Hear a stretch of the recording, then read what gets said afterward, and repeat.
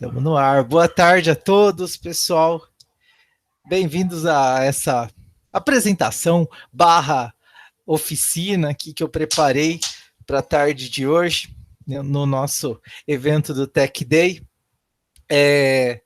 Confesso que eu estou, às vezes, em alguns momentos, até um pouco inseguro, porque é um pouquinho peixe fora d'água, né? Minha área da indústria, eu sou engenheiro de automação, mas eu tenho me enveredado um pouco é, pela, pela computação, né? Tenho me tornado um pouco computeiro nos últimos tempos e tenho no último 1 ano e meio, assim, trabalhado um pouco mais nisso, né? Conheci o Python e estou vendo que tem muita coisa legal que a gente consegue fazer. E o que eu trago nessa tarde aqui para vocês é um pouco dessas descobertas mesmo, é um pouco desse caminho até pessoal meu dentro da área de ciência de dados, né?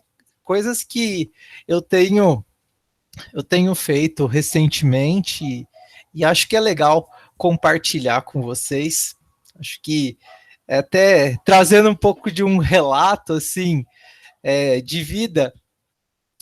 Quando eu era pequenininho lá em Cianorte, uma das minhas maiores descobertas foi uma chave de fenda. Eu descobri que era possível abrir os brinquedos e ver que tinha coisas lá dentro que eram muito legais. A gente podia montar outras coisas e montar robozinho, enfim. E deu no que deu, né? Estamos aí hoje engenheiro de controle e automação. Acho que muita gente tem uma trajetória parecida. Momento Gilbert, né? Então, lembrei daquela tirinha que a mãe do Gilbert leva ele no médico, né? E aí ele fala da triste notícia, né? Que ele tem a manha, the neck no inglês, né? Ele sai consertando os equipamentos lá do consultório. Sempre me lembro dessa história aí quando eu conto esse caos da vida. Mas por que eu contei isso? Porque eu considero que o Python também nos últimos tempos é algo que tem sido uma grande descoberta para mim, parecido quase com a chave de fenda. E tem aberto esse caminho, né, para poder conhecer mais coisas na área de informática, né, na computação. E agora a gente está com esse projeto com esse grupo, né, da inteligência artificial. E bom, tenho descoberto aí que o Python dá para a gente fazer várias coisas legais e tal como quando era pequeno e abria os brinquedos, né, e viu o que tinha lá dentro, é mais ou menos isso que está acontecendo agora, mas com a parte da computação, né? E é isso que eu vou trazer um pouco para vocês dos desmontes que eu tenho feito e tenho usado isso para fazer justamente o web scraping, né? Garimpar os dados com o Python. Então vamos que vamos.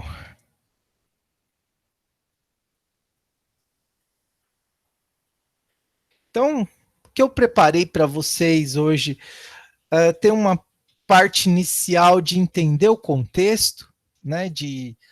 Fala um pouco disso aqui que eu estou apresentando especificamente, né, do web scraping, dentro do contexto de ciência dos dados, né, para a gente enxergar o panorama um pouco mais, um pouco maior, né?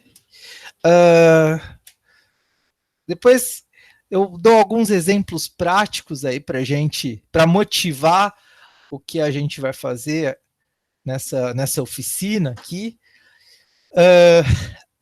Aí depois a gente abre a caixa de ferramentas, fala de algumas ferramentas, algumas bibliotecas, algumas coisas que são úteis na hora da gente programar e depois, né, a gente passa para os códigos, passa para dar uma olhada um pouco na implementação dessas coisas, né? Monta tudo isso aí.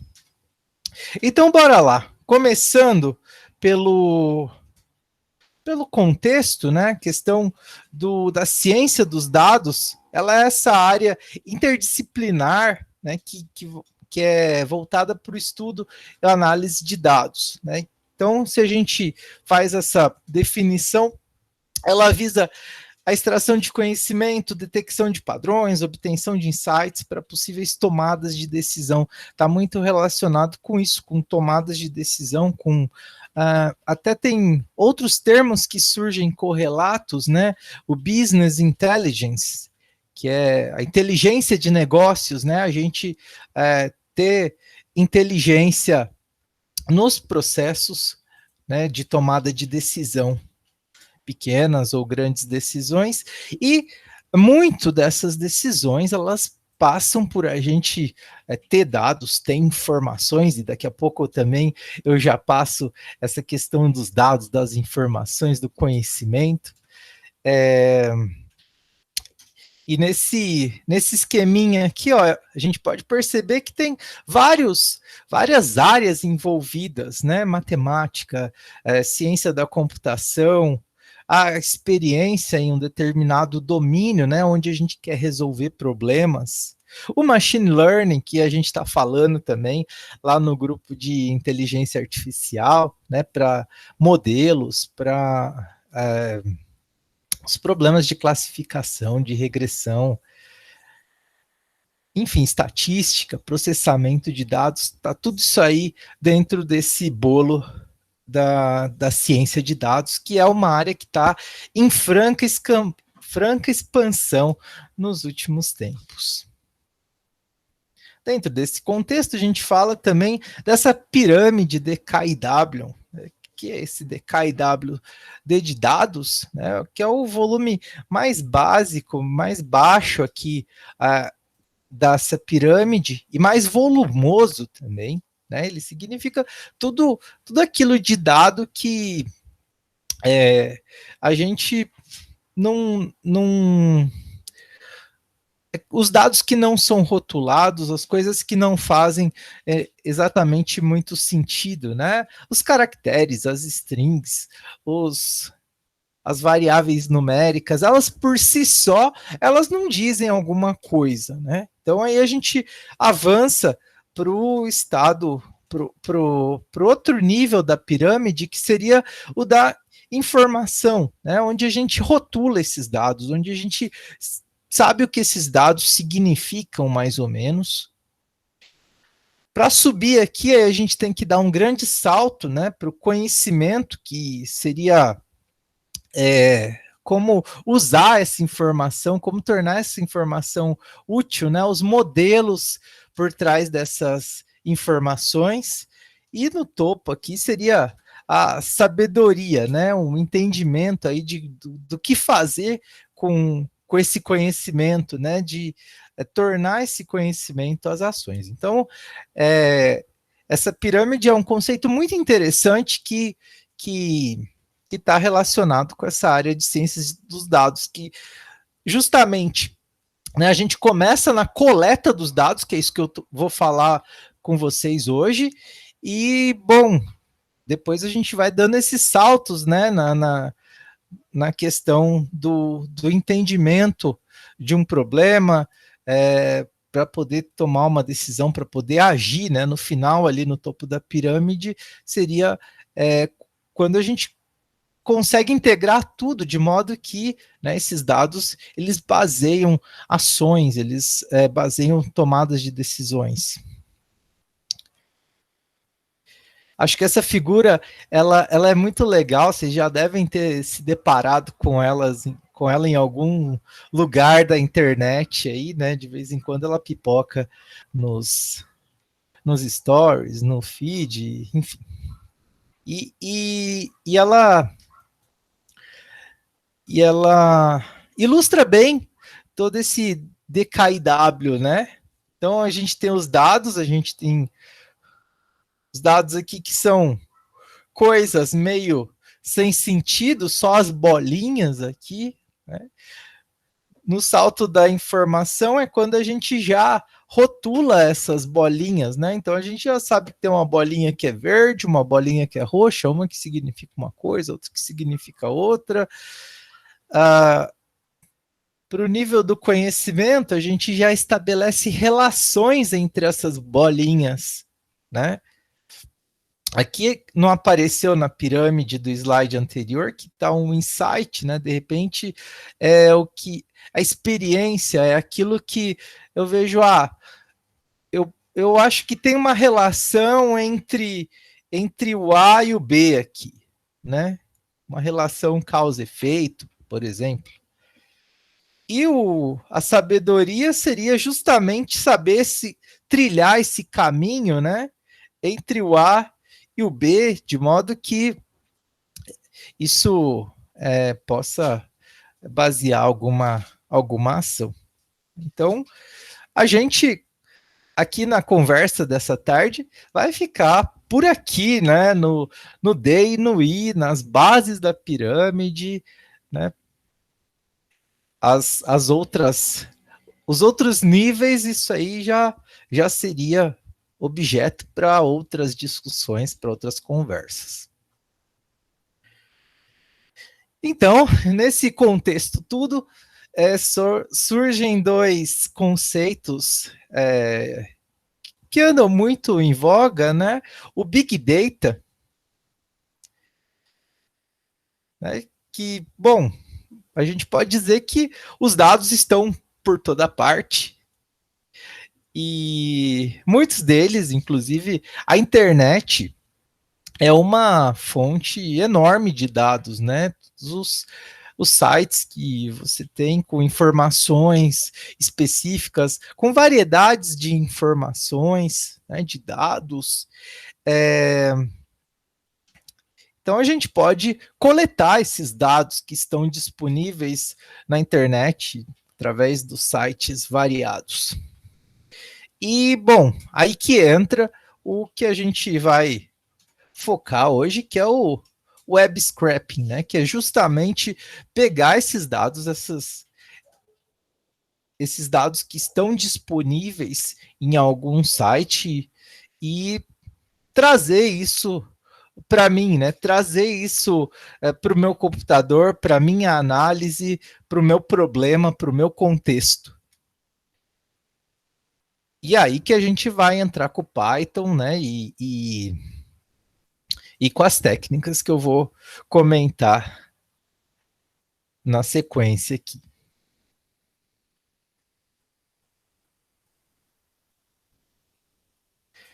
Então, se a gente tiver uma visão para a gente fazer mais uma imagem do que acontece, temos aí a nossa grande. Então, seria um meio de automatizar essas tarefas? Sim, sim. O Python é um cara bom para automatizar essas tarefas.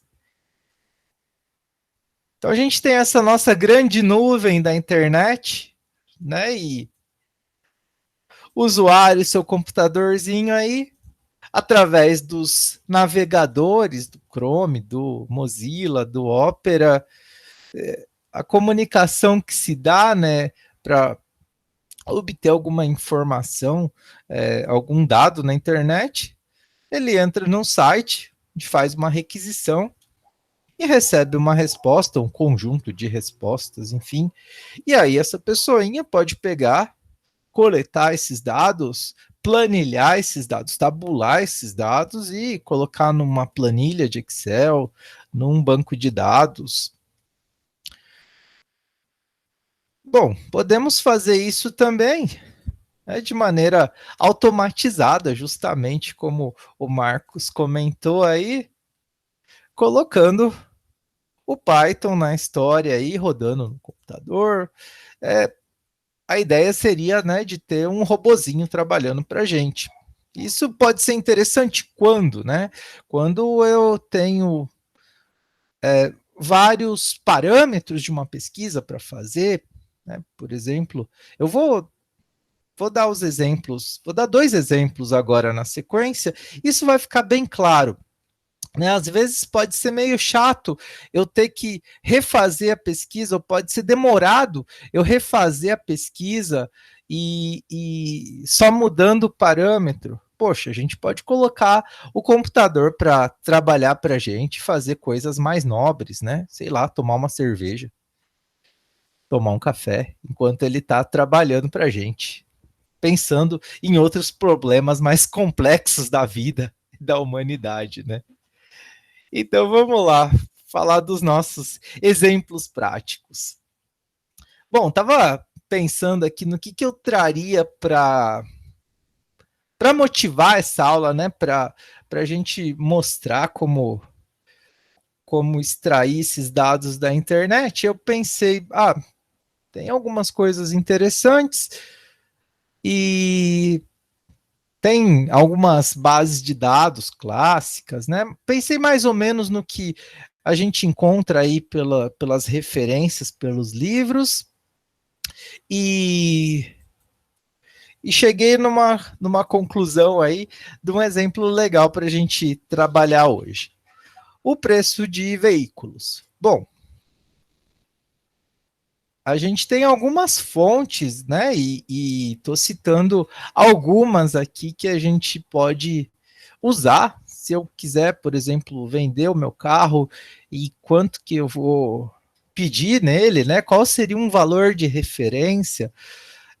Basicamente, a gente tem essas fontes aqui, que são as principais, a tabela FIPE, que é a referência maior aí para o mercado de automóveis, né?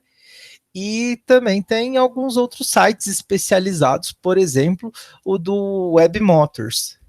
O Web Motors é legal porque ele tem os anúncios e ele gera um preço do veículo a partir dos anúncios que tem na base deles, né? Então acaba sendo um preço até é, até mais próximo do que é um preço que está sendo negociado um carro, enfim. Então essas duas fontes aí de dados a gente vai usar para trabalhar nessa tarde. Então, uma coisa que a gente já percebe que é importante, né, quando a gente fala de ciência de dados bom, qual que é o problema que eu vou trabalhar, e a partir disso, né, quais são as minhas fontes de dados que eu vou buscar para tentar para coletar esses dados, né? Então, tá aqui. Já delimitamos o problema, que é o quê? Pesquisar preço de veículos. E duas fontes aqui, né? A FIP e a Web Motors. Então, na sequência, né, é a gente observar como é que funciona cada um deles, né? E como é que a gente faria se a gente quisesse automatizar todo esse processo. Então, vou mostrar rapidinho aqui.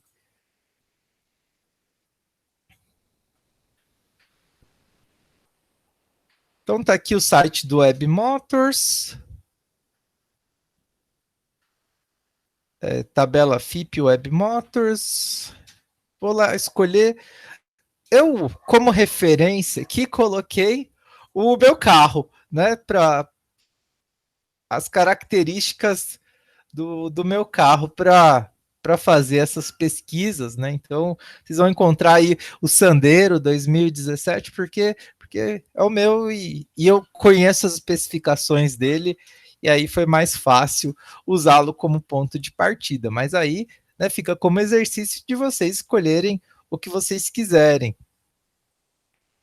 Então vamos ver todos aqui. Vou 2017.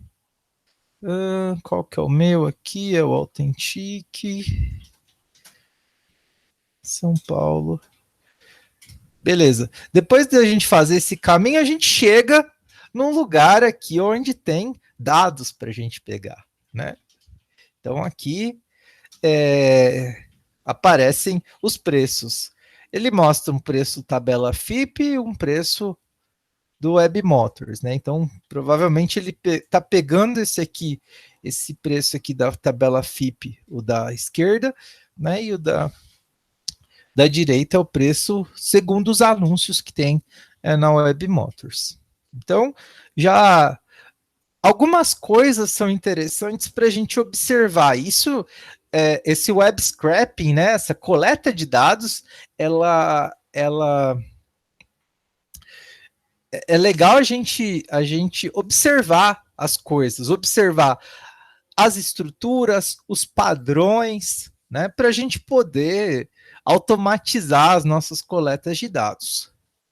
Então, algumas coisas que a gente já percebe aqui dessa consulta a esse site. Primeira coisa, olha só, a consulta que eu faço, os parâmetros já aparecem todos na URL aqui, ó.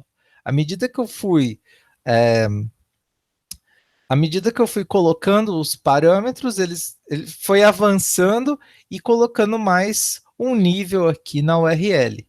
Então, já é um padrão importante da gente observar, né? Se eu quisesse fazer a pesquisa, né? Que, por exemplo, eu estou fazendo de um carro Renault Sandero 2017, dessa versão no estado de São Paulo. Se eu fosse fazer uma pesquisa de um outro carro, por exemplo, de um Chevrolet Onix, aí esse campo aqui seria Chevrolet, Onix, o ano do carro, a versão, né? Então a gente já começa a entender que existe algum padrão aí envolvido nisso.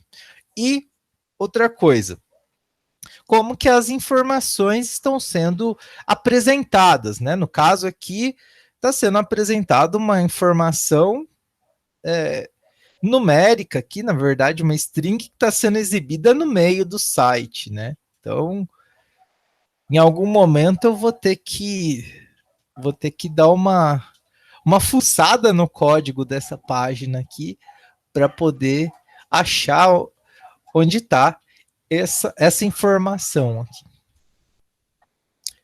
Bom, vamos olhar lá no site da tabela FIP, como é que funciona essa consulta. Então, consulta de carros, escolhe qual que é o mês aqui de referência, a marca do veículo, o modelo aqui, um Sandero,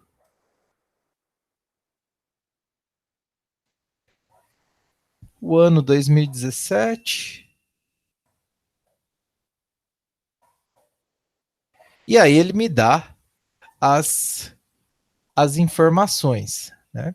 Me dá o preço médio, né? E todos os parâmetros que foram usados para realizar essa pesquisa, inclusive com data. Então aqui a gente tem uma outra fonte de dados, né? Já podemos perceber aqui que ele não tá essas informações na URL.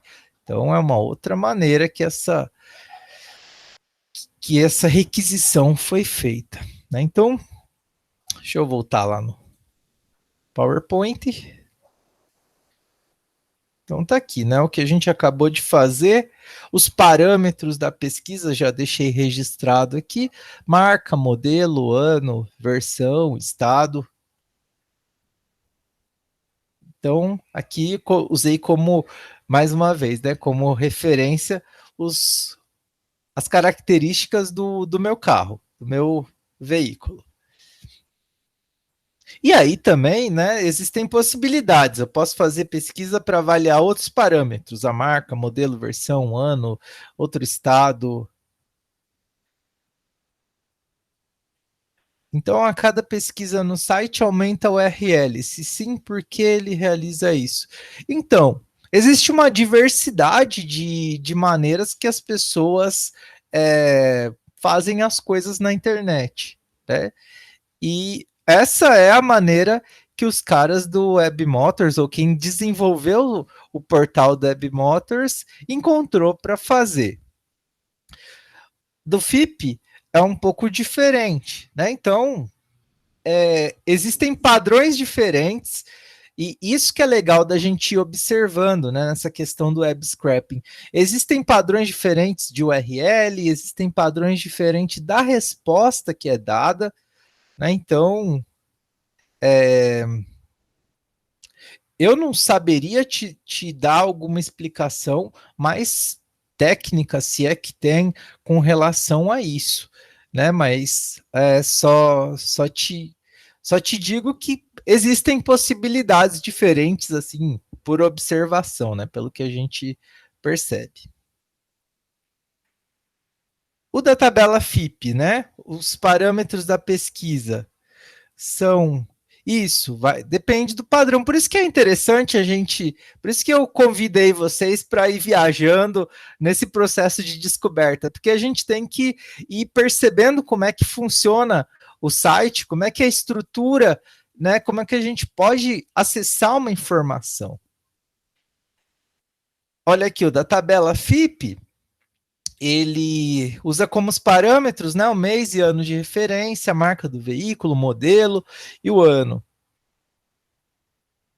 E dá como uma resposta, né? Tem o preço e outros parâmetros. Ele dá esse código FIP que depois você até poderia reutilizar para fazer uma outra pesquisa, né, no futuro. Quando você faz, ele dá até uma URL, né? E aí até testei para ver se dava para fazer a pesquisa diretamente pela URL. Ele manda para essa página com o formulário preenchido e aí você tem que apertar, o humano precisa apertar o botão pesquisar. É uma técnica anti-robô, mais ou menos. Então, beleza. Olhamos os padrões, já deu para perceber que tem dois padrões aí dos sites, né? Só para a gente ver que a mesma uma informação parecida, correlata, né? Ela pode ser coletada de maneiras diferentes. Bom,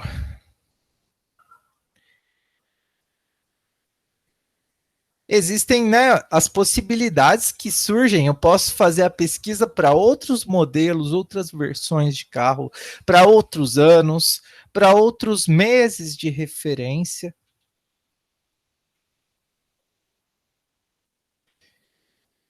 Então, bom, a partir disso tem possibilidades diferentes de prospectar dados e fazer diferentes análises, né? Então, por exemplo, no Web Motors, ele informa o preço por estado. Então, eu posso, por exemplo, fazer um levantamento de um mesmo veículo, quanto que ele custa em outros estados, né? Essa distribuição geográfica e se ela altera o preço do veículo e como ela pode alterar esse preço.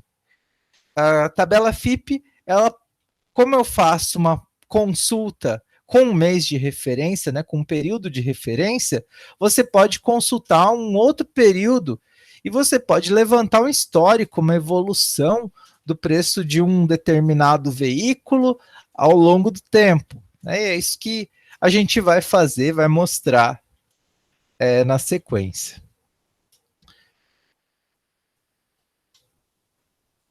Então, para que a gente entenda como é que essa mágica tá funcionando, né? Vamos dar uma olhada nas requisições e nas respostas, como é que está sendo essa comunicação, o que acontece, né, quando eu aperto aquele botão pesquisar lá no site da tabela FIP, ou quando eu dou um refresh na página lá do Web Motors. Então, uma coisa que é muito útil para a gente observar isso, né, são as ferramentas de desenvolvimento.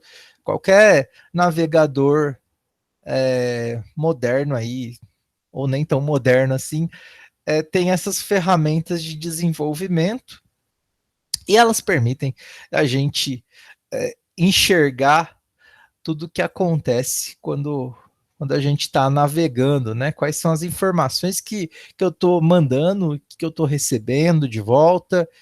E é nisso que a gente vai dar uma olhada agora. Deixa eu voltar lá no site. Vamos voltar lá no Web Motors. Ativar aqui, ó, dois caminhos. Dá para vir aqui no ferramentas de desenvolvimento. No caso aqui eu estou usando o Opera, eu gosto do Opera porque ele já mostra bem legal aqui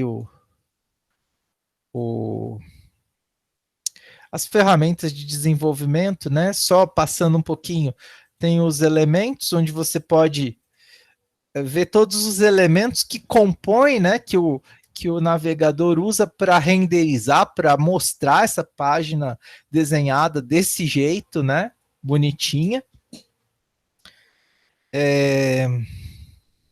Os códigos, né? Os JavaScript da vida. E a gente vai se ater nesse momento a essa aba Network, né? Que eu vou ver qual é o tráfego, vou fazer um sniffing da minha rede aqui, né? Então vamos lá, vou dar um refresh aqui e dar uma olhada nisso acontecendo, né? Então no que eu dei um refresh, apareceram aqui várias requisições, né? Então, para vocês verem, quando a gente está na internet navegando, tanto de coisa que, além, né, da própria página aqui, tem muita coleta de dados também do nosso uso, né? Então, a gente também está gerando dado a cada momento, a cada clique que a gente dá, né? E isso depois é uma mercadoria valiosa para o pessoal. Bom, vamos olhar essa requisição SP aqui. Deixa eu aumentar um pouquinho. Aqui é legal que dá para ver não, o cabeçalho, os headers, a resposta. Então a gente pode ver que a resposta nesse caso aqui, ó, é um código de uma página HTML com todas as coisas que estão nessa página. Aqui os cabeçalhos que foram utilizados, né, para fazer essa requisição. E ele até dá um preview, né, do que é essa resposta, né, como ela é renderizada. Então, justamente essa requisição me gerou essa resposta dessa página aqui. Vamos dar uma olhada lá no da tabela FIP. Vamos colocar as ferramentas do desenvolvedor aqui também.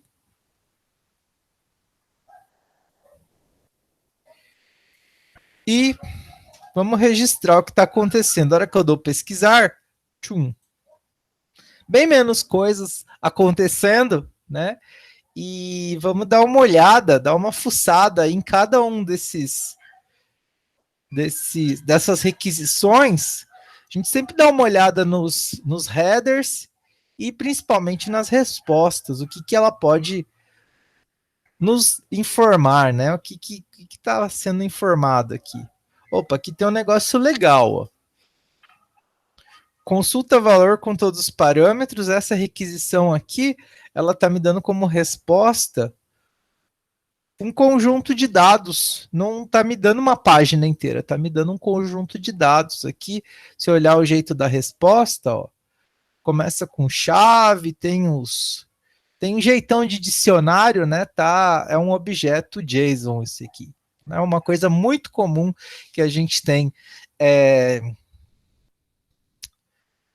na internet é a comunicação via APIs, né? E a resposta é mais curta, só um objeto com alguns dados ali, algumas informações. Quem está familiarizado, né? Um objeto, um dicionário, como a gente tem no Python, né? Com abre e fecha chaves aí, e uma série de campos, uma série de atributos e valores. Então, a gente já pode ver que essas duas fontes de dados, elas funcionam de maneira bem distinta, né? Outra coisa que a gente pode ver, o tipo da requisição aqui, ó. O request method aqui, ele é um tipo post. No caso da tabela FIP, era um tipo get, né? Então, característico do get, né? Que eu já passo os parâmetros via a própria URL mesmo. Aqui no post não. Aqui, ó, a URL ela é mais curtinha, né? Inclusive tem um API aqui, né? Porque tem uma API e tem dados de formulário que são passados. É uma requisição do tipo post essa. Muito bem. Observado isso, né? Então passei aqui, deixei registrado aqui no PowerPoint essas coisas que a gente acabou de observar, né? Então essa é uma requisição do tipo GET, no caso lá do WebMotors, e ele me responde como uma página HTML, né? Com todos os scripts que depois tem funções em JavaScript e tudo isso que faz essa atualização da página.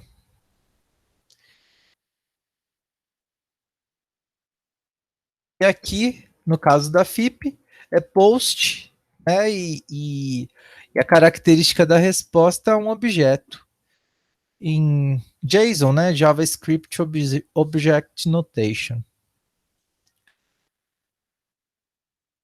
Bom, então algumas conclusões parciais aqui. Se eu quiser extrair dados do WebMotors, eu sei que eu preciso fazer uma requisição do tipo GET e eu recebo a resposta na forma de uma página HTML. No da FIP, eu tenho uma consulta a uma API com requisição do tipo POST e recebo uma resposta do tipo JSON. Então agora é hora da gente abrir a caixa de ferramentas aí e ver como é que a gente faz essas coisas usando o Python. Então a gente vai usar o Python para. Nossa, receber JSON é o melhor dos mundos. É mesmo, Saque. É um excelente comentário aí. Eu ia falar isso mesmo, né? Porque você não precisa ficar fuçando no código lá da página para achar o seu dado, igual a gente vai fazer daqui a pouco, né? Já está pronto, já está só o que você precisa, né? Então é lindo quando você consegue achar uma API para requisitar a informação e receber só os dados que você precisa. É realmente o melhor dos mundos. Então vamos usar o Python aí, a linguagem Python e o ambiente de execução. Eu fiz um notebook no Google Colab. Ele é legal porque ele é executado na nuvem, né? Então a gente não precisa instalar nada na nossa máquina. E ele é excelente. Essa filosofia aí dos notebooks é excelente para organizar, para compartilhar o código. Dá uma olhada no Colab, né? Um exemplinho aqui. Então a gente tem nesse conceito de notebook os códigos, dados e variáveis, elementos de texto, elementos gráficos, tudo num lugar só. Isso é muito legal para a gente documentar, né, o nosso trabalho, fazer código misturado com texto e fica tudo bem, bem legal, até bem organizado. Que mais de legal que a gente vai fazer aqui? Bom, a gente vai ter que usar esse cara aqui, o Requests, que ele é uma biblioteca que serve justamente para fazer requisições, né? HTTP, os GET, os POST. Ele lida muito bem com os headers, com os cookies, com os certificados. É justamente o slogan dele, HTTP for Humans, né? Facilita demais, demais a vida da gente. O pulo do gato aqui é a gente transformar, a gente replicar as nossas requisições que a gente fez via navegador para fazer lá com Python, né? E isso a gente consegue fazer usando esse site aqui, o curl.treeworks. Então a gente pega esse CURL, Deixa eu abrir isso aqui no Opera para ficar junto com os outros aqui. Então eu vou colocar o comando curl que eu vou pegar lá no navegador e ele vai me gerar a requisição para eu fazer com o requests no Python. Isso facilita demais a vida da gente, né? Então, só clique direito aqui, copy curl, esse bash aqui é o que vai dar certo. Olha lá, o comando que veio lá do navegador está aqui exatamente para a gente fazer a requisição usando o Python, né? Vamos pegar aquele outro, o da tabela FIP aqui. Vamos só observar um pouco aqui, né? Então, o comando que vai ser dado aqui é um requests.get, né? A URL grandona e um header, né? Para identificar, tem uns cookies aqui, mas isso nem sempre é muito necessário, não. Vamos analisar essa outra requisição aqui. Então, realmente, esse é um pulo do gato muito grande, né? Que permite da gente refazer exatamente como o navegador fez a nossa requisição e buscar esses dados lá no site, né? Então, aqui ele dá um requests.post. Tá? Então, justamente tem mais parâmetros passados aqui. O URL, tem os headers também e tem os dados de formulário. Então, aqui. Muito bem. Visto esse pulo do gato, né? Deixei aqui como é que ele faz essa tradução. Tá prontinho para rodar esse código. O que mais que a gente vai precisar? Vai precisar fuçar na HTML, né, no caso do site da Webmotors, lá para achar a informação que eu preciso. Aí tem uma biblioteca muito legal do Python, que é o Beautiful Soup. E nesse caso aqui, conhecer de HTML é importante. O que mais? Não pode ficar de fora quando a gente fala de data science. O Pandas, ele é incrível, né? Então ele é a biblioteca referência para trabalhar com dados tabulares. Então as estruturas principais deles são os data frames e os series. E a NumPy também é necessária para a gente tratar de dados numéricos. O que mais? Bom, hora de codar. Vamos pegar tudo isso aqui que a gente juntou e colocá-la na panela do Colab. Já deixei um Colab prontinho aqui. Vou até colocar o... Vou até colocar o... Ups, botão errado. Compartilhar. Pode ver. Copiar o link. Já vou deixar o link do Colab aí. Se vocês quiserem, já pode ir dando uma olhada e acompanhando comigo. Vamos colocar em tela cheia esse bichinho aqui. Então, o que eu falei, né? Que é muito legal que dá para a gente organizar o nosso código, né? Dá para colocar elementos gráficos. Ó, eu coloquei um print da tela aqui do Webmotors, né? Um link para essa tela aqui. Coloquei um cabeçalho de seção aqui, então fica tudo bem organizado no índice. Ó, coisa linda.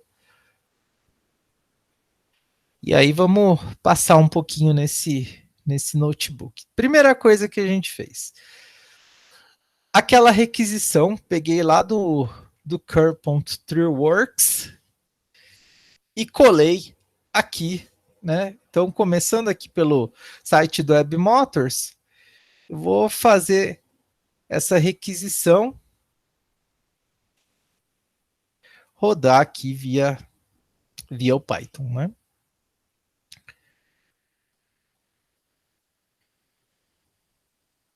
E ele está rodando. Vamos chamar o requests aqui e vamos verificar essa resposta. Response 200, né? O código 200 para a gente é maravilha, significa que a resposta que a gente recebeu tá ok, que, bom, pelo menos é para ser algum tipo de informação válida. O problema é se a gente recebe algum código de erro, né? 404, 403, 500, aí significa que alguma coisa não deu muito bem. Né? Por exemplo, se eu mudar aqui, comer um caractere, provavelmente.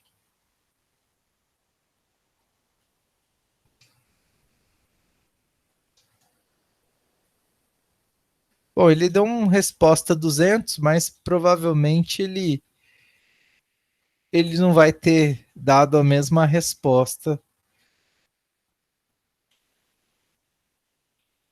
que eu vou receber aqui com o dado certo, né?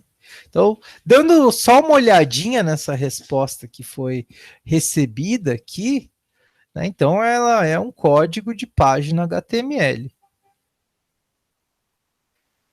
Então, para eu achar agora informação aqui, vou ter que fuçar um pouco nesse HTML. Para isso, o Beautiful Soup vai ajudar a gente.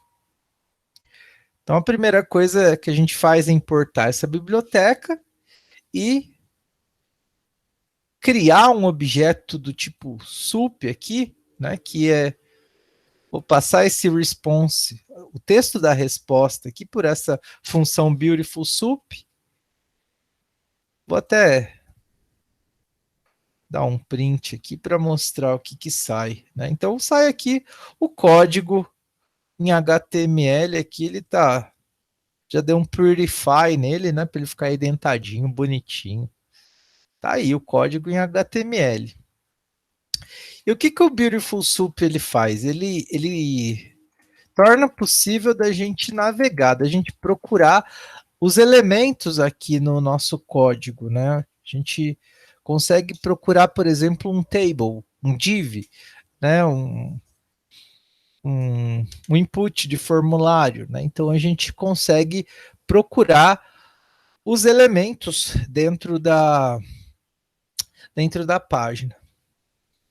Só para a gente ter uma ideia do que a gente vai procurar, de como a gente vai procurar, vamos voltar lá no navegador e explorar um pouco deixar aberto aqui na parte dos elementos, explorar aqui, ver onde é que estão, inspecionar elemento aqui, ó, eu posso ver no código onde que está essa informação, né? Então, o que eu vou precisar fazer? Vou ter que achar um elemento do tipo div, cuja class dele, né, é result web motors. E depois vai ter um filho dessa classe aqui que vai ser um elemento aqui modificado por um span, que vai ser result value. Né? Então, o número, a informação que eu quero está aqui. Como é que eu vou fazer para achar essa informação usando o Beautiful Soup? A gente vai fazer o seguinte: vou procurar pelos div cujo class, né, corresponde ao result web motors, que foi a classe que a gente viu lá.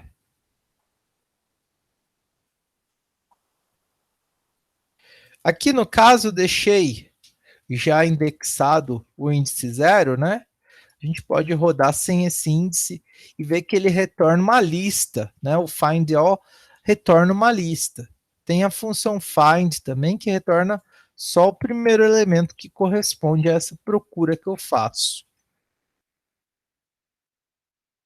Geralmente a gente dá um find all e vê qual desses elementos que foram encontrados que tá quente para a gente, né? Que pode dar essa informação para a gente. Então, olha só.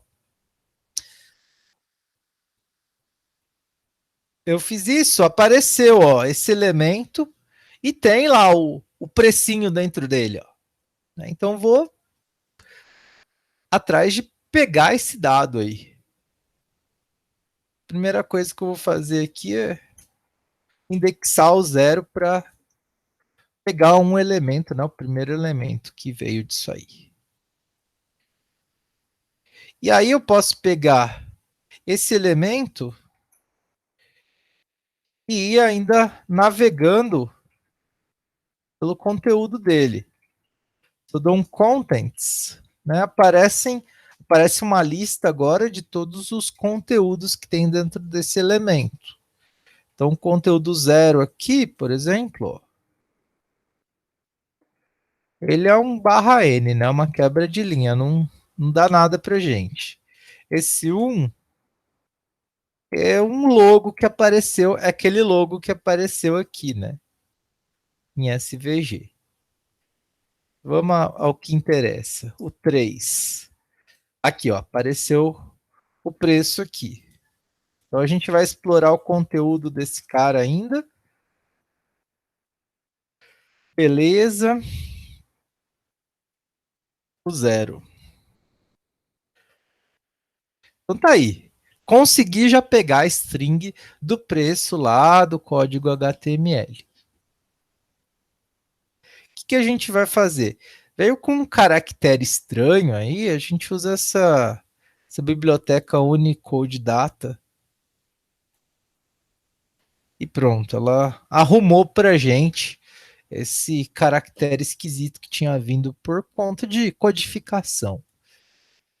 Isso é muito comum de acontecer em web scraping, né? Às vezes vem a informação, mas o espaço tá, sei lá, com uma codificação diferente, e aí a gente precisa usar esse tipo de função para normalizar o dado, né? Para a gente tirar esse tipo de coisa estranha. E aí, bom, dessa string aqui, ó, que tem o R cifrão e um valor aqui, a gente pode ainda, né, tratar isso aqui para transformar, primeiro, né, transformar isso aqui num float, num número, para a gente poder depois trabalhar com esse número. E tem algumas coisas que a gente precisa fazer, por exemplo, deixar só a parte do número, né, tirar a parte da moeda aqui. Que mais? Uma coisa muito comum, né, com dado numérico, substituir ponto por vírgula. No caso aqui, o ponto a gente vai substituir por nada e depois a vírgula a gente vai substituir por ponto para ficar no padrão do Python. E rodamos isso aqui, pronto, ó. Ele já consegui pegar o preço que estava lá dentro daquele código HTML, dentro daquela página. Tá aí, consegui pegar essa informação. Próximo passo. Bom, vamos juntar tudo numa função, né? E aí a gente viu que pela URL eu consigo fazer uma pesquisa diferente, então já vamos parametrizar. Eu criei uma função aqui, getPreços, que justamente faz a requisição que a gente tinha visto, passa ali pelo Beautiful Soup e tira, né, esses valores numéricos. E no caso eu já aproveito, pego os dois valores, pego o valor do WebMotors e o valor do FIP. Aqui é interessante a gente destacar esse try except. São comandos, são recursos do Python, né, que permite dele não, se acontecer um erro, ele tomar alguma atitude alternativa, né? Então aqui no caso, se ele não encontrar essa página, vai dar um erro aqui nesse código, né? Então nesse caso ele vai responder com not a number, né? Só para gente, para não ficar enroscando o código, né? Beleza, já rodei, já declarou essa função aqui. Legal que ele vai rodando por células. Aqui é muito bacana, uma coisa do Colab que eu não tinha visto ainda, não tinha visto no Jupyter. É, ele permite de fazer formulários, né? E aí você consegue fazer um teste de função, por exemplo, com os parâmetros aqui que você muda, né? Então, por exemplo, se eu quiser mudar o meu estado aqui de São Paulo para Rio de Janeiro, né? Vamos ver se ele roda e se ele dá um preço. Opa, legal, né? O FIP é o mesmo preço, né? Mas o Web Motors mudou. Se eu mudar, sei lá, para Minas Gerais, também deu um preço, né? Então vamos mudar, sei lá, para 2018. Então, o que está acontecendo? Estou mudando a URL, estou fazendo a requisição de novo, pegando o dado, como ele tem a mesma estrutura, está vindo um valor numérico para mim. Uau.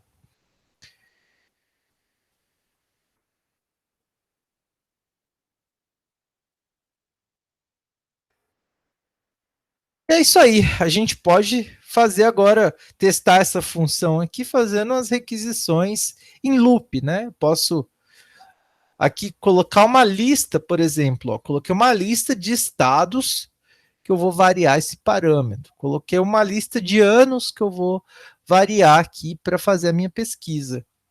E no caso, ele vai gerar um vetor, uma lista, né, com todas essas pesquisas que foram realizadas. Então, ele vai, nesse caso aqui, realizar 9 pesquisas para mim, tipo, rapidão, né?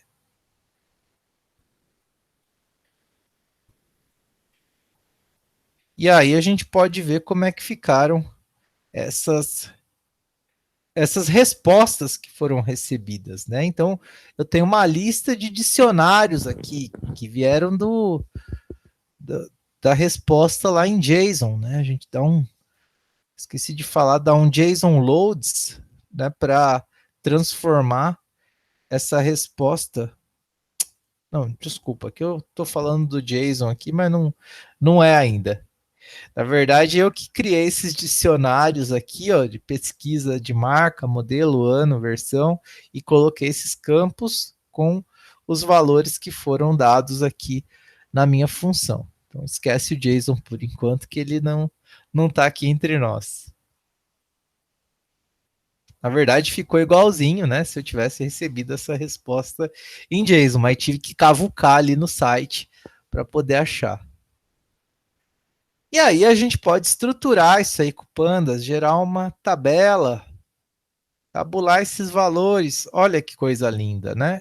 Essa lista de dicionários virou uma tabelinha aqui com as colunas já com o nome certinho, né? Da propriedade aqui, ó. E os valores dos atributos.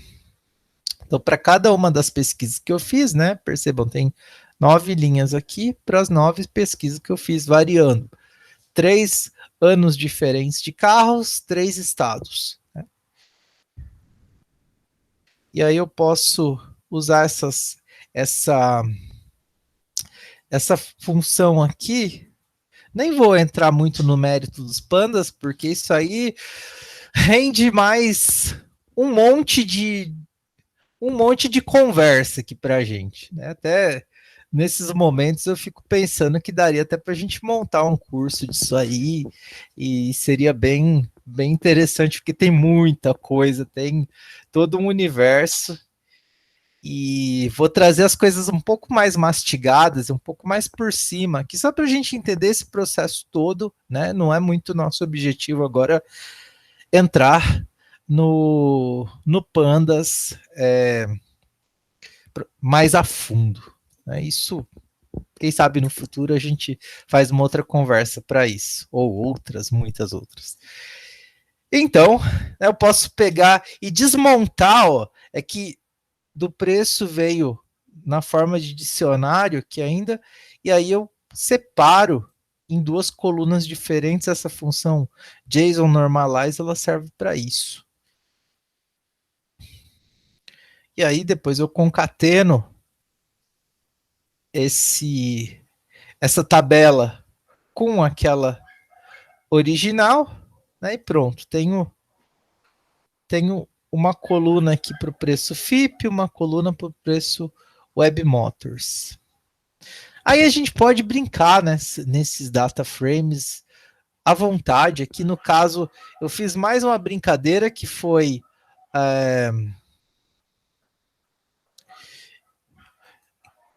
fazer o seguinte, fazer uma coluna para a fonte do preço, né, Web Motors ou FIP.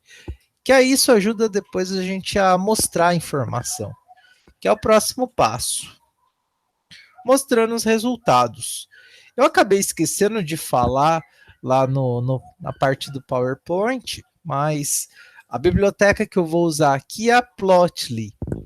Geralmente, né, o padrão aí para o Python é o Matplotlib, mas eu particularmente gosto muito dessa biblioteca aqui, porque eu acho que os gráficos que ela faz são incríveis e eles são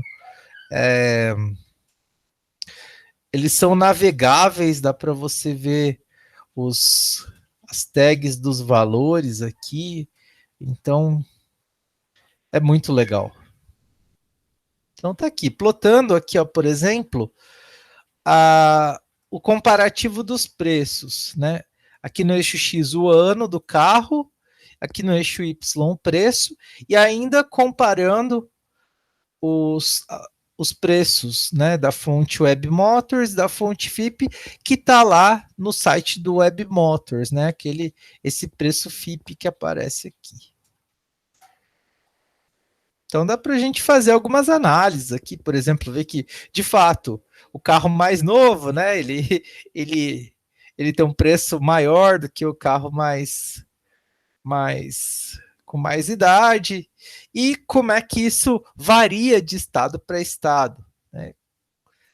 Como outro exemplo, eu coloquei esse gráfico de barras aqui, que aqui a gente consegue enxergar como é que é a diferença, melhor um pouco, como é que é a diferença de preço de estado para estado, né? Então, dá para a gente tirar alguns insights aqui dessa análise bem superficial, né? Por exemplo, ó, o carro no Rio de Janeiro é o mais caro, pelo menos desses três estados, desse modelo, né? Onde que está o carro mais barato? Está em Minas, em São Paulo, preço intermediário. Então a gente já começa a tirar alguns insights aqui, né? Quando a gente visualiza a informação.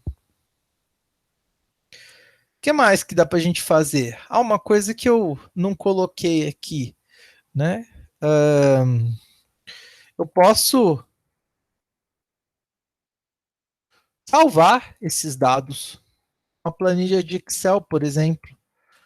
Então tem essa função to Excel aqui do Pandas que faz justamente isso, né? Então eu posso colocar, por exemplo, só colocar um nome aqui, ó, pesquisa Web Motors .xlsx,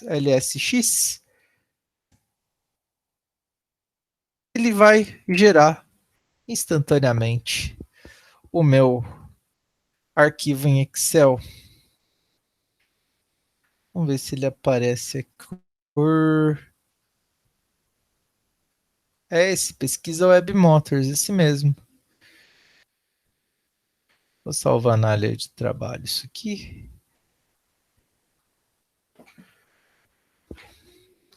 E vamos abrir.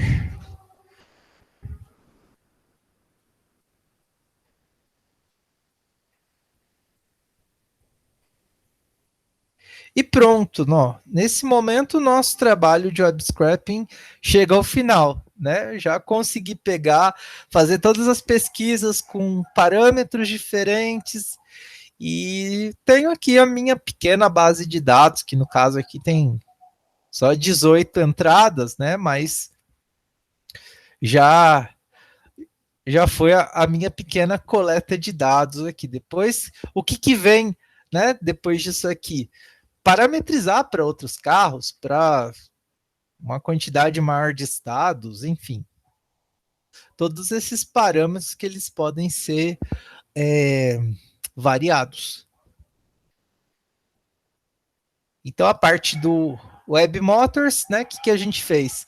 Fez a requisição, depois fuçou um pouco dentro desse código usando o Beautiful Soup, conseguiu extrair, né, as informações que interessavam para a gente, fizemos uma funçãozinha para isso, e aí podemos rodar essa função variando os parâmetros que a gente queria, né, usando esses parâmetros lá na URL.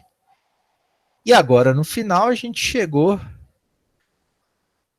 estruturou esses dados usando pandas, né, transformou isso numa tabela e conseguiu até salvar um arquivo de Excel, né, com essa pesquisa, né, com essa coleta de dados. Então, o processo seria mais ou menos esse, né? Eu tenho, pode ser que eu tenha muitos outros parâmetros, que eu queira fazer uma pesquisa mais abrangente com relação aos diferentes modelos, às diferentes versões. Então, é tudo questão de ir viajando aqui. Na sequência, mostra um pouquinho aqui como é que a gente faz com o FIP, que a gente viu que é um pouco diferente, né? O que eu fiz aqui foi pegar aquela requisição do mesmo jeito que a gente fez para o caso anterior, com exatamente os dados que a gente tinha usado para requisição. Vamos lá, acho que eu tenho que rodar isso aqui de novo.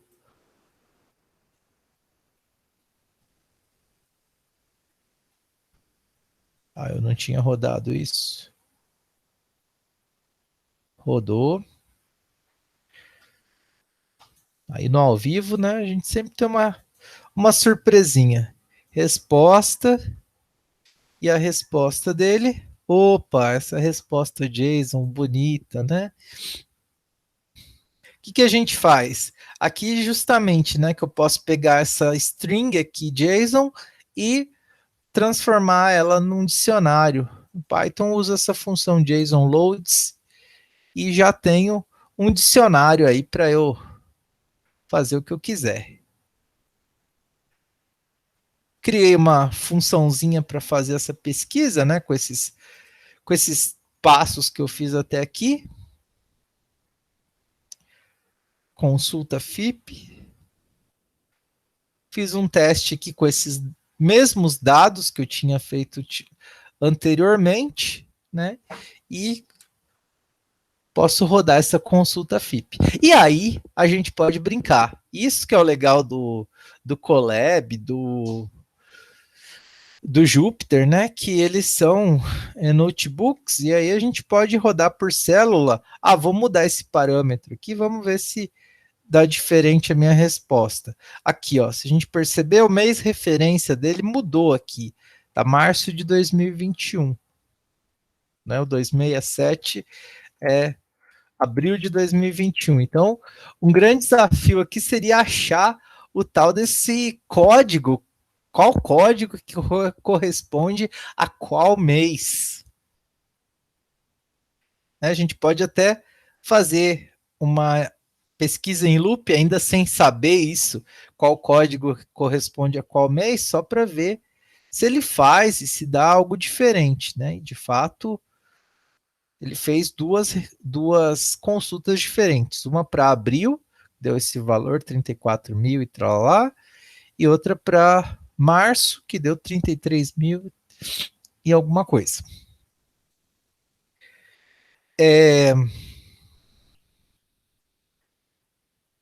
E a gente pode montar, né, um data frame com esses resultados que foram obtidos.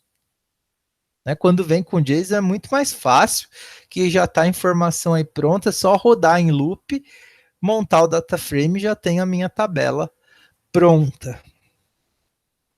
Agora, uma coisa que é um desafio aqui, se eu quero achar qual que é o código que corresponde, por exemplo, a janeiro de 2021. Qual seria o código dessa consulta? Bom, deixa eu apaguei aqui o meu registro, né? E ao invés de carregar o pesquisar aqui, eu vou carregar a página inteira, porque provavelmente vai vir alguma lista, alguma listagem aqui para carregar os valores desse menu. Então vamos ver tudo que aparece agora foi bastante coisa. Existem algumas consultas aqui, algumas APIs. Então aqui, ó, consultar tabela de referência. Se eu vejo a resposta aqui, ó, olha que beleza. Código 267, mês abril 2021. Então, né, consultar essa tabela de referência, vou pegar essa requisição e fazer essa requisição para receber esse dicionário aqui, para receber essa correspondência aí dos meses. E foi isso que eu fiz aqui. Coloquei a requisição com a URL dessa API, né, que ela diz qual que é a tabela dos meses. Recebi uma resposta 200, bom sinal.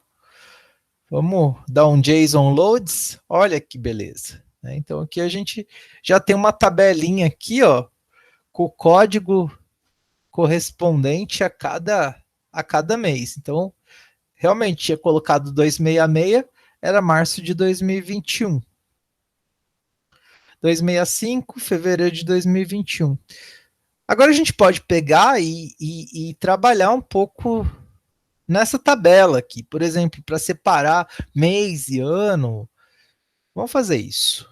Então aqui eu criei uma funçãozinha para extrair o mês, extrair o ano dessa string aqui e colocar em uma outra coluna.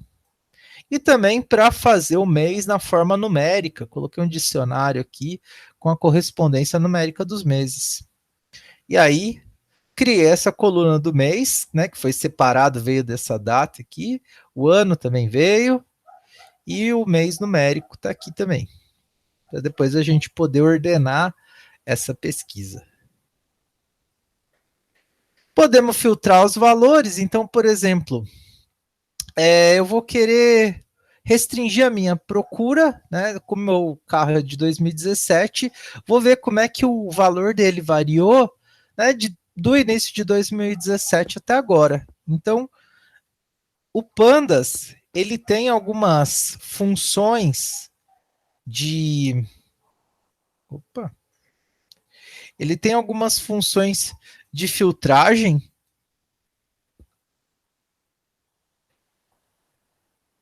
E aí, esse query, por exemplo, ele permite da gente pegar, né, só os valores de uma coluna que correspondem a alguma condição. Aqui no caso, peguei os valores da coluna ano aqui que são superiores a 2017. Então tá aqui os dados que ele me retorna. Todos os códigos da tabela a ser pesquisada de janeiro de 2017 até abril de 2021. Então, o que a gente faz? Eu vou pegar só essa coluna aqui e transformar ela numa lista e rodar isso aqui num loop. Basicamente isso que eu faço aqui. Pego essa coluna, transformo ela numa lista de valores e uso isso para rodar esse loop de for aqui. Só para a gente não ficar perdido, eu coloquei ele exibindo qual que era o número da tabela. Essa consulta aqui vai demorar uns 40 segundos para ser feita. Geralmente é isso.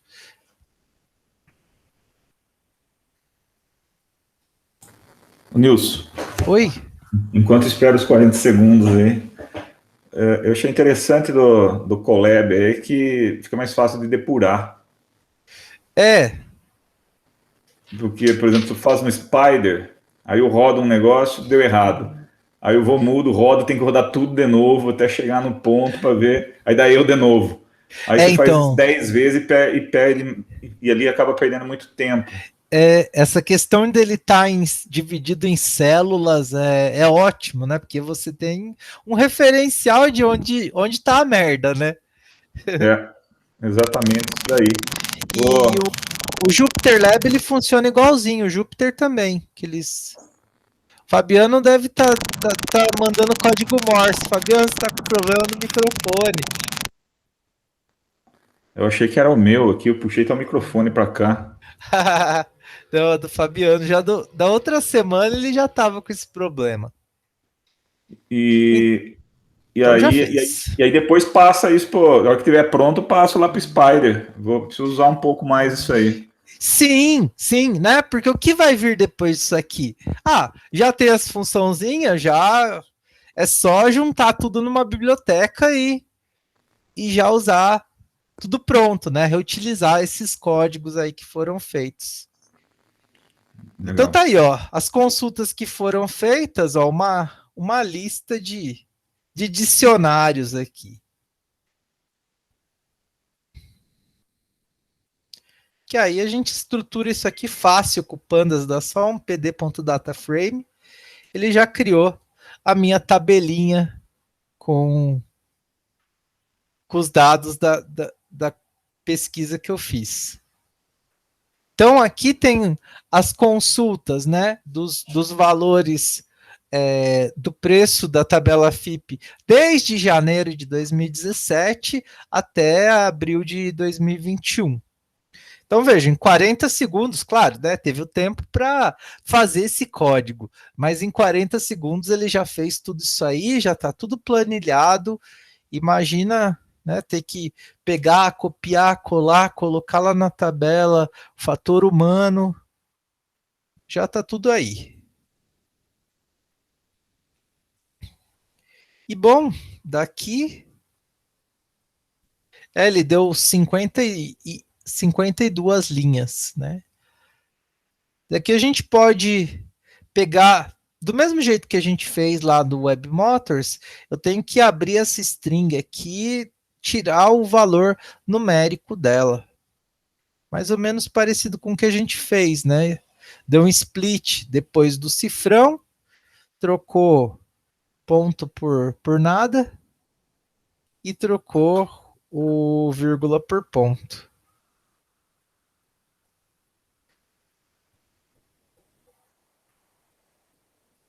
E que mais que a gente pode fazer? Agora, só para a gente ter uma noção melhor temporal, a gente pode juntar o data frame com os códigos de tabela que tinha certinho o mês, o ano, com esse da pesquisa que a gente acabou de fazer. A gente usa a função do pandas, o merge. Então ele junta essas duas tabelas segundo a referência de uma determinada coluna. Então, aqui eu usei como referência a coluna código. Então, além da consulta que eu fiz, aparece também, né, os dados daquela outra tabela que dizia para a gente qual mês, qual ano que corresponde cada código que eu usei ali de tabela FIP.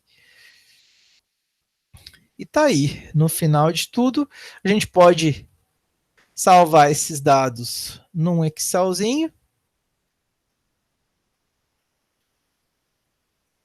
Deixa eu ver, ele não salvou não. Aqui. Tá aqui essa tabela que eu acabei de extrair, né? E tá aí com as 52 linhas aí provenientes lá do site da tabela FIP. Pronto, já consegui salvar, já está guardada a minha base de dados. E no final, né, a gente basta só para mostrar um pouquinho, né? Fiz um gráfico aqui com com o preço ao longo do tempo. E tentar umas coisas legais aqui que eu achei até interessante de observar quando estava preparando esse material, que a gente observar até dá para perceber uns fenômenos interessantes. Eu fiquei até especulando o que seria isso. Por exemplo, a partir de setembro de 2020, o preço do carro começou, ao contrário, né, que ele vai geralmente depreciando, ele começou a subir de maneira consistente, assim, mês após mês, né? Então, a gente fica até pensando o que pode estar acontecendo aí. O que dá para a gente fazer depois? Dá para repetir essa pesquisa que foi feita, né? Dá para encapsular tudo em uma função, de modo que eu parametrizo a minha pesquisa, o período que eu quero fazer essa pesquisa, e aí ele se entende lá com as requisições, e posso fazer isso para outros carros, posso fazer isso para outros parâmetros. E bom, acho que é isso. Já falei bastante. Agradeço aí a presença de vocês, e tiver alguma dúvida aí, quiser comentar alguma coisa, fiquem à vontade. Você me ouve, Nilson, agora ou não? Agora eu te ouvo. Oh, maravilha. Tem uma pergunta sobre... Você consegue fazer buscas por dentro de um site, assim, por exemplo? Você consegue, por meio do Python... Às vezes o site tem um campinho de busca lá, né? Pesquisa aqui um produto, por exemplo. Você consegue mandar uma busca e pegar a resposta dessa busca? É uma coisa bem interessante que você sugeriu, mas eu tenho a impressão que sim, Fabiano. Eu tenho a impressão que sim. A resposta para isso vai ser o quê? No site, no site que você quer ver se isso funciona, você experimenta fazer essa busca e fazer esse sniffing aí do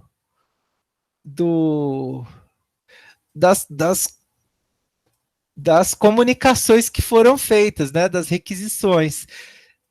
Eu acho que você consegue mimetizar essa requisição. Consegue. Porque, na verdade, da tabela FIP é isso que ele faz, né? Eu coloco os parâmetros e ele faz uma busca lá no servidor dele. Então, acho que sim. Acho que sim. Eu fiz essa pergunta porque eu lembrei o que você fez aí, me lembrou o Buscapé, né? O Buscapé, ele é um site que você digitava um produto lá e ele, de alguma maneira, né, ele fazia a busca do produto em vários sites, né, várias lojas e te retornava uma lista de preços dessas lojas, né? Uhum. E foi vendido por 350 milhões de dólares na época, o Buscapé, né? E é um negócio que ele fazia um scrapping do site de busca, assim, né? Eu imagino que ele deveria entrar em vários sites, né? E ele devia ter uma lista lá e ele faz essa busca lá de alguma maneira, né? Talvez tenha um mecanismo mais elaborado para isso, né? Mas Sim, sim, com certeza. Você falou disso aí, eu tenho feito umas brincadeiras nisso aí. No Mercado Livre eu já fiz isso. Eu coloco a string de busca lá.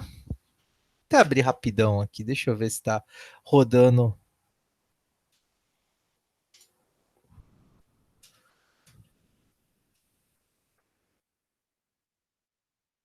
Lab. Porque do Mercado Livre eu fiz isso já. Eu até vou mostrar para vocês rapidinho aqui.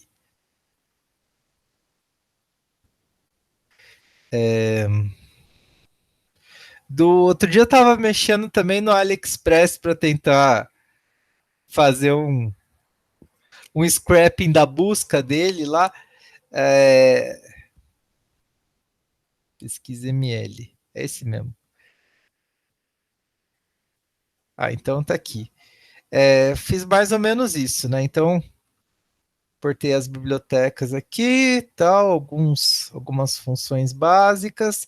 Aqui tá a string que eu vou pesquisar. Então, no caso aqui, eu estava pesquisando café em grãos 250 gramas.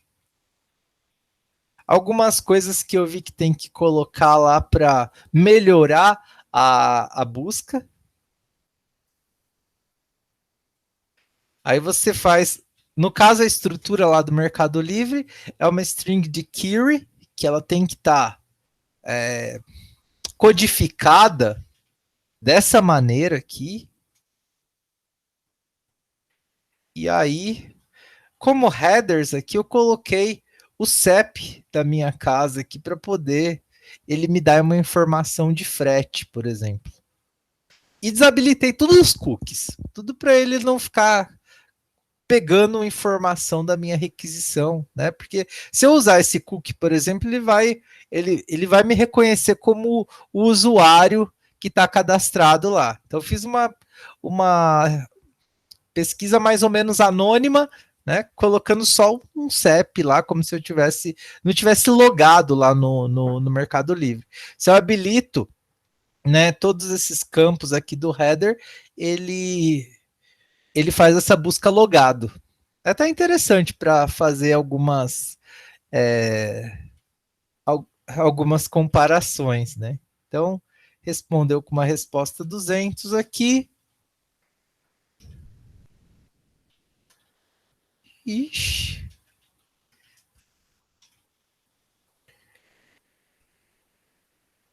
Vamos ver de novo.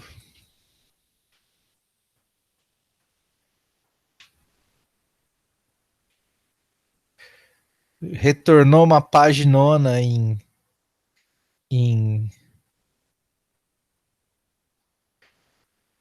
HTML, né? E aí, por isso que para a gente mexer nessas coisas, não, mas esquece. O JSON não entra aqui mesmo, por isso que vai dar erro. Aqui, eu fui cavucando para achar onde está cada item, né? Então, por exemplo, você consegue achar de uma lista ordenada ou não ordenada lá de HTML, né? Que tem o L, que é a não ordenada, e tem a OL, né? Que é a ordenada. Você consegue pegar os LIs, né? Os itens de lista. Né? Então é uma coisa de ir vendo mesmo como é que é o padrão da página.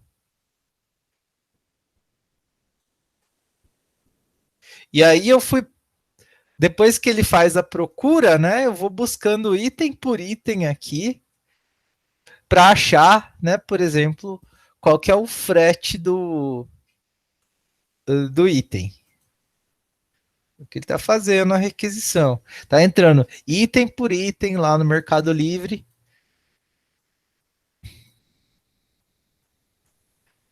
Deixa eu ver, acho que são 50 itens que deu aí nessa página.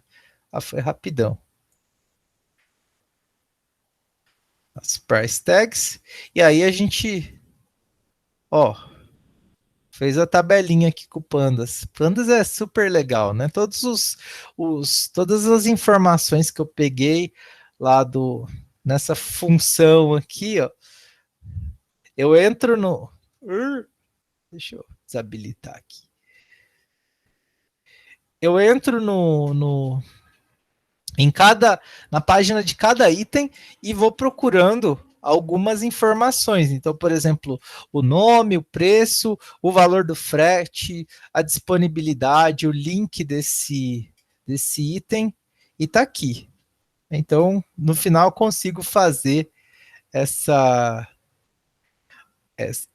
tabelinha, essa listagem. Né? E aí, realmente, é como você falou, dá para fazer procura nos sites e pegar essa resposta. E eu acho que é por aí, mais ou menos, que o busca-pé da vida deve fazer. Claro, muito melhor, talvez tenha alguma inteligência por trás disso, né? Dá para a gente colocar um pouco de machine learning para refinar os resultados que ele está mostrando, porque vem muita muita coisinha também que não tem nada a ver aqui, né?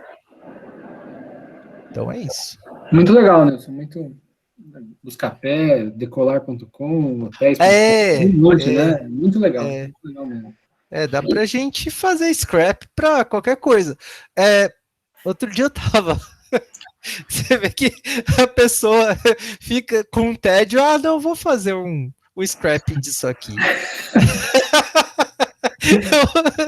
eu tava vendo do Airbnb também, fazendo um buscador assim mais para listar melhor os resultados, ou para listar um pouco mais os resultados, né? Porque às vezes ele mostra uma coisa, mas não mostra com taxa e todas essas coisas. Então, enfim, tem um monte de coisa legal que dá pra gente fazer e tendo tempo, né? Acho que, bom, aí que entram os aluninhos na vida da gente, né?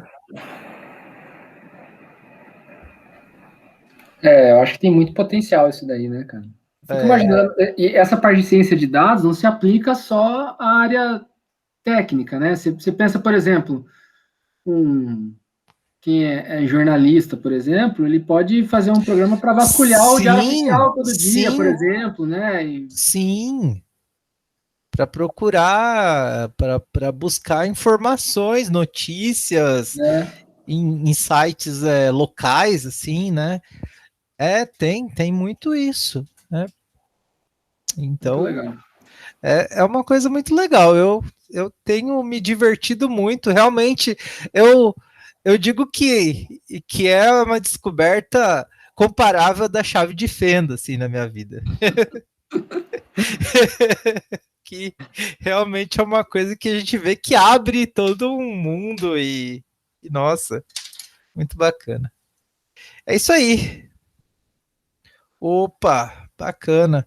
Pois eu vou ver a do Diego também. E aí, pessoal? Dúvidas? Mais algum comentário para encerrar? Podemos terminar aqui? O que vocês acham?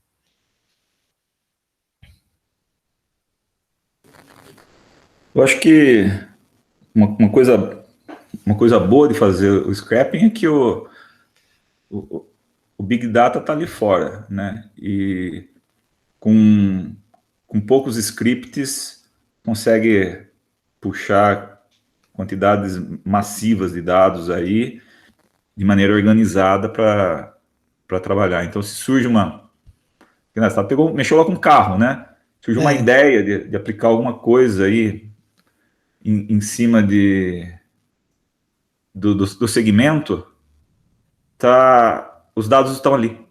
Eu acho que é isso que é um ponto muito forte disso. Me surgiu até pensei até na possibilidade de refazer aquele problema de regressão que tem lá no livro do Geron, lá do valor das casas, né? A gente pode fazer uma coisa aqui do Brasil, né? De você pegar os valores, sei lá, desses sites de anúncios, né? E tentar fazer uma regressão segundo os parâmetros, as características que tem das casas, enfim. Tem muitas coisas legais que dá para fazer. Legal. Muito boa a apresentação. Então é isso aí. Que legal, que bom que vocês gostaram. Professor, eu tenho uma dúvida só. Opa, fala aí, Felipe. Eu já mexi um pouco com injeção de SQL e minha dúvida é se esse método pode ser também considerado como um scraping, porque você está pegando informação de um jeito ou de outro, né? Eu acho que eu vou pedir ajuda aí para os universitários. Existe se eu puder falar um pouquinho, existe uma zona cinzenta do que você pode pegar e do que passa a ser um crime, né? Então, isso, dados públicos que você pode pegar com um navegador, por que você não pode pegar esses dados usando uma API aí. Então, existem alguns sites que eles põem um arquivo, né, Nilson, explicando que tipo de scrapping que você pode fazer ali e que não vai te causar problema nenhum. Então, se você entrar, eu não lembro como chama esse arquivo, mas, por exemplo, na Amazon, eles põem. Então, eu acho que é o Robots, né? Eu acho que é isso daí mesmo. E aí isso daí já te tira um pouco da zona cinzenta. Se você, nesses grandes, se você foge dali e começa a bisbilhotar de outra maneira, pode ser que eles se sintam atacados, né? Né? Isso existe. Agora, a injeção de SQL, aí ela já é uma prática mais intrusiva, porque você vai entrar com uma query no banco de dados que não foi projetada para ser submetida pelo software. Aí eu já acho que qualquer injeção de SQL eu acho que é criminosa. Né? Mas com o scrapping tem essa zona cinzenta. Então, acho que consultar o robots lá já é uma ajuda. Enquanto você está pesquisando e extraindo de HTML, eu acho muito difícil poder ser acusado de qualquer coisa, a não ser o fato de você provocar uma sobrecarga em servidores, né? De ficar fazendo pesquisas com... acaba virando até um ataque de negação de serviço, né? Isso mesmo. Pode acontecer. Eu acho que realmente o ponto que você colocou aí, eu até tinha colocado um slide sobre isso no começo ali, porque realmente essa discussão ela surge mesmo, né? E eu acho que existe essa zona cinzenta e existem as boas práticas a serem tomadas. Eu acabei esquecendo de colocar ali, mas uma boa prática a ser colocada você vai fazer uma requisição, dá um time.sleep ali de 1 segundo, perde um pouquinho mais de tempo no seu trabalho, mas deixa o servidor respirar, né? Porque senão você corre o risco de dar DOS mesmo. E a questão justamente, né, do tipo de dado, do que você vai fazer com esse dado, né, também entra nessa questão da zona cinzenta que o Saki que o Saki comentou, e que é uma questão que é aberta e às vezes até é uma questão interpretativa, né? Eu também tenho o mesmo entendimento que se a informação está pública ali, né? Está colocada numa HTML sem você ter que autenticar, que você está acessando pelo navegador, né? Isso aí é uma coisa que não configura nenhum ato ilícito, né? Mas se você já entra e pega uma informação que você precisa autenticar, por exemplo, isso já é uma coisa mais complicada. Se você tem acesso a um banco de dados de informações pessoais, aí é mais complicado ainda, né? Então, o tipo de dado também acaba contando para nessas questões, né? Nessas discussões. Esse assunto aí de dados tá sempre o bandido, né? Sempre um passo à frente, assim, sempre alguém que quer fraudar tá sempre tentando dar um jeito, né? E aí vão surgindo formas, né? Eles vão criando esses captchas da vida aí para tentar impedir esses acessos massivos aí, né? E a hora que você estava falando ali do site, estava mostrando aquela do desenvolvedor lá, eu fiz um teste aqui num site de jornal qualquer aqui, né? Hoje em dia eles criam esses paywalls da vida no site de jornal que você tenta abrir uma notícia, ele aparece uma tela na frente pedindo para você assinar o jornal, né? Eu abri um site qualquer aqui e dentro do HTML você acha lá a notícia lá, né? E antes de abrir isso daí, né? E tem sites que fazem isso automaticamente, né? Então. Até que ponto uma coisa que está disponível, né? Sem fazer nenhum tipo de autenticação, é uma coisa legal ou não, né? Então, esse mundo dos dados aí, cada vez mais a gente deixa rastros na rede, né? E alguém que se sujeite aí a capturar esses dados e trabalhar com isso pode pode ganhar dinheiro, mas de uma forma legal. Essa semana mesmo eu vi uma notícia de que tem empresas aí que vendem um aplicativo que fica capturando seus status de redes sociais, assim. Então ele fica vendo se você está online no WhatsApp, no Facebook, essas coisas, e vende isso como uma forma de monitoramento, assim. Então o marido quer saber se a mulher está na internet, se está em casa, se não está, ele fica cruzando informações para saber onde a pessoa está, se isso tá é para lá. uso pessoal mesmo, não é tipo uso corporativo? Exatamente, vende serviço de espionagem, assim mesmo. Com base em informações que estão disponibilizadas. Porque o WhatsApp, por exemplo, mesmo que você bloqueie lá a confirmação de leitura, quando você está online, fica aparecendo lá que você está online. Então, de algum jeito, ele captura essa informação e cruza com outros dados seus, né? Então, você vê que os dados, essa ciência de dados, a importância dela é cada vez maior, né? Que você tem cada vez mais rastros que todo mundo deixa aí de informação e cada vez mais são criadas formas robotizadas aí de capturar isso e cruzar com inteligência daí, né? Cruzar com inteligência artificial para tirar uma informação útil.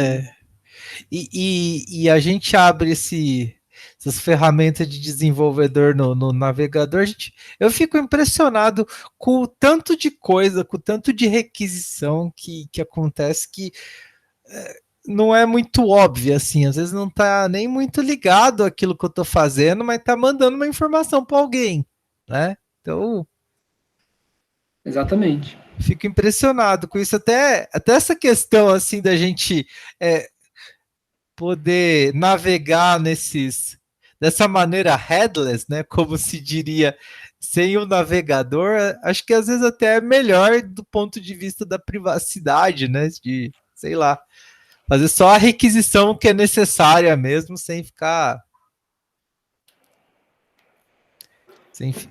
gerando dado. Exatamente. É isso aí. Bom, senhores, acho que já está dando quase 6 horas. Gabriel, Marcel, querem comentar alguma coisa aí?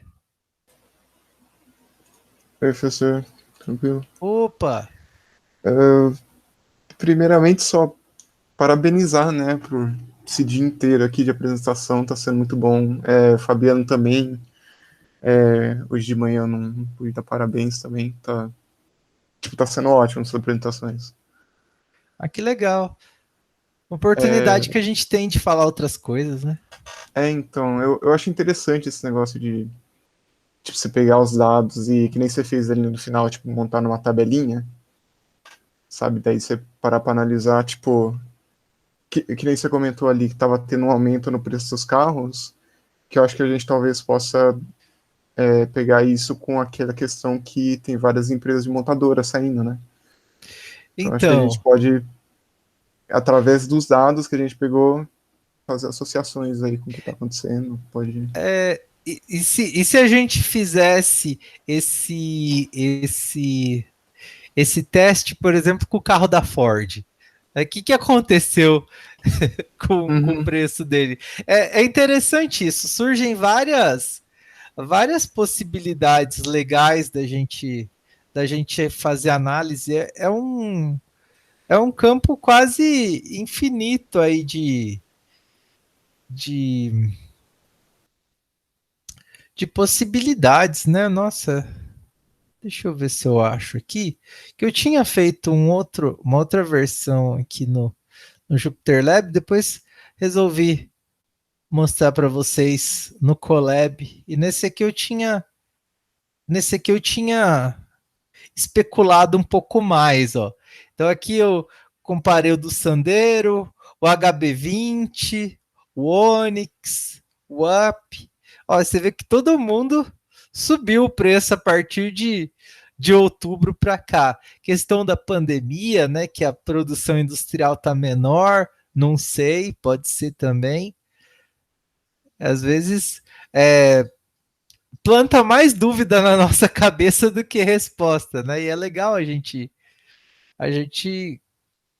poder enxergar essa informação, né? Eu acho que isso que é uma coisa que eu gosto muito de fazer e que é possível, né? Com essas ferramentas, com essas técnicas, a gente tabular,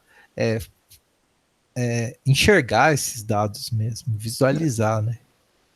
pode tentar enxergar, tipo, qual o fator que mais altera, assim, os gráficos, né? Tipo, se foi a pandemia ou se foi as empresas, por exemplo. Então, por isso que essa área de ciência dos dados é bonita, porque aí a gente pode cruzar com outros dados da atividade industrial, outros dados econômicos e sei lá, tentar subir um degrau da pirâmide, né? Que a gente sempre tenta fazer isso, que a gente tem aqui, no máximo a gente está chegando ali no segundo, tentando subir para o terceiro degrau ali, que seria do conhecimento, né? De conhecer o mundo, conhecer o que está acontecendo. Depois a gente pode tentar colocar algum modelo, né? Para explicar isso. E surgem muitas possibilidades legais. Mas é isso aí, tá chegando a hora da apresentação da Ana, é isso aí? Verdade. Então acho que vamos encerrando aqui. Agradeço imensamente a presença de vocês, a paciência de ficar essas quase 2 horas aguentando o Nilson falando. Ainda mais os que já aguentam normalmente, né? Fizeram 1 hora extra essa semana. Mas muito obrigado mesmo. Obrigado pela presença, pelas observações, pelas questões. Eu acho que é muito legal esse momento para a gente conversar um pouco e trocar uma ideia. E foi muito gostoso. Valeu mesmo, pessoal. Muito obrigado. Valeu, Nilson. Obrigado, cara. Ótimo. Parabéns. Opa. Valeu, parabéns, Nilson. Então, valeu. Até a próxima aí, pessoal. Um abraço a todos.